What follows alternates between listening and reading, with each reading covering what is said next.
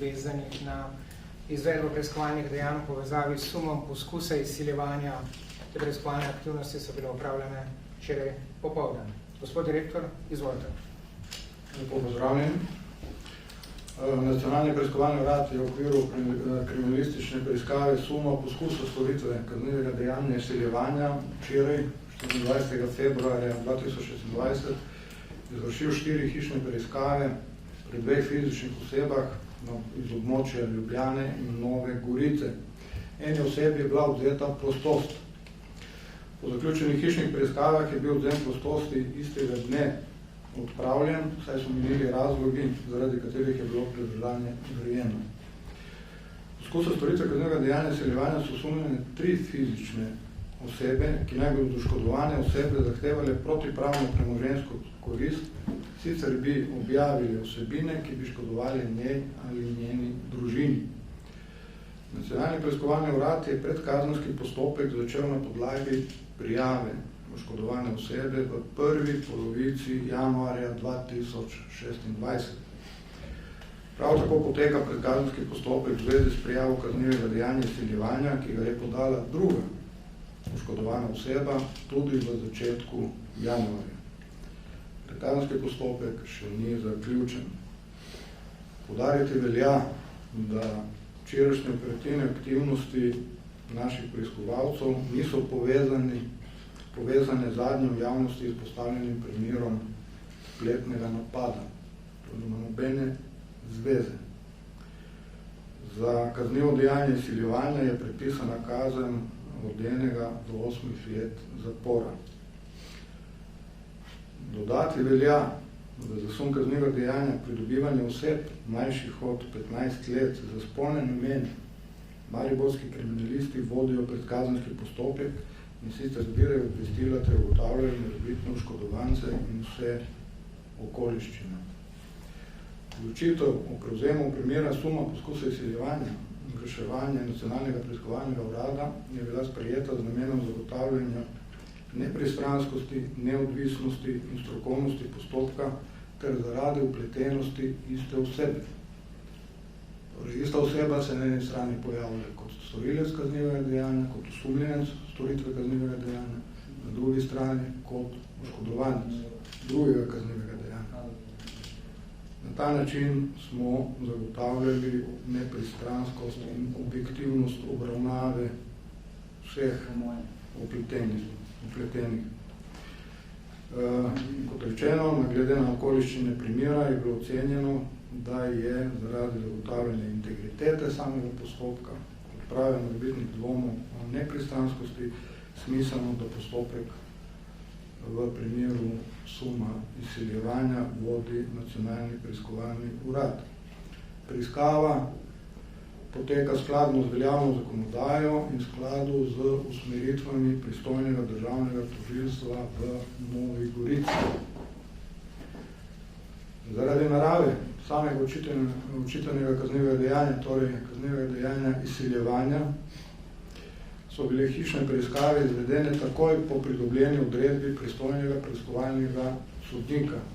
Gre za nujna preiskovalna dejanja, s katerimi želimo pridobiti dokaze, ki bodo služili v nadaljevanju predkazenskega oziroma kazenskega postopka. Na hišnih preiskavah je bilo zaseženih več kot 50 elektronskih naprav, gotovina, ena dimna bomba, kratkocevno orožje in več kot 20 nabojev ter manjše količine prepovedane droge.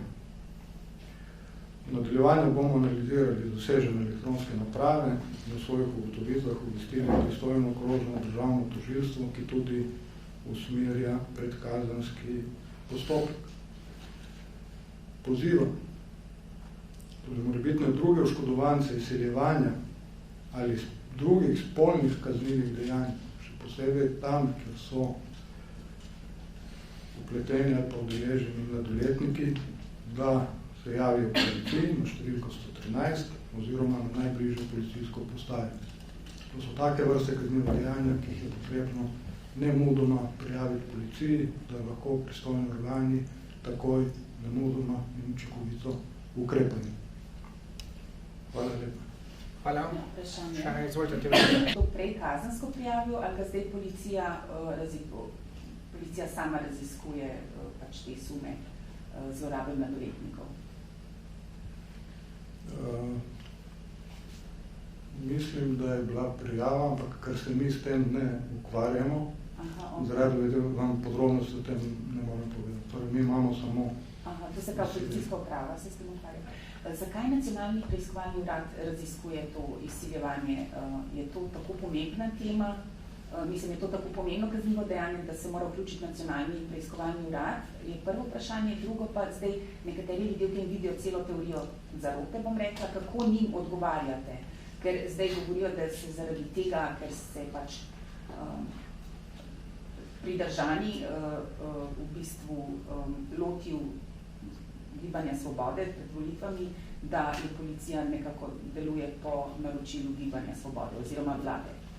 Kako tem ljudem odgovarjate? Torej, odgovor na prvo vprašanje, zakaj je Nacionalni preiskovalni urad. Nacionalni preiskovalni urad je prejel prijavo prve osebe zoper osumljenca, govorimo, torej smo, velja poudariti še nekaj. Ko policija izvaja svoje postopke, zbira obvestila, govorimo vedno o osumljencu. Torej vsak je nedolžen, dokler mu krivda ni dokazana s pravnomočno sodbo. To treba vedeti. Torej, zoper tega osumljenca smo prejeli prijavo že v prvih dneh januarja, konkretno na Nacionalni preiskovalni urad. Druga prijava je prišla za to prvo in smo pač enostavno zadeve združili. Kar se vmes pojavilo še kaznivo dejanje zoper spolno zakljivost, je pač bilo nekako logično, da Nacionalni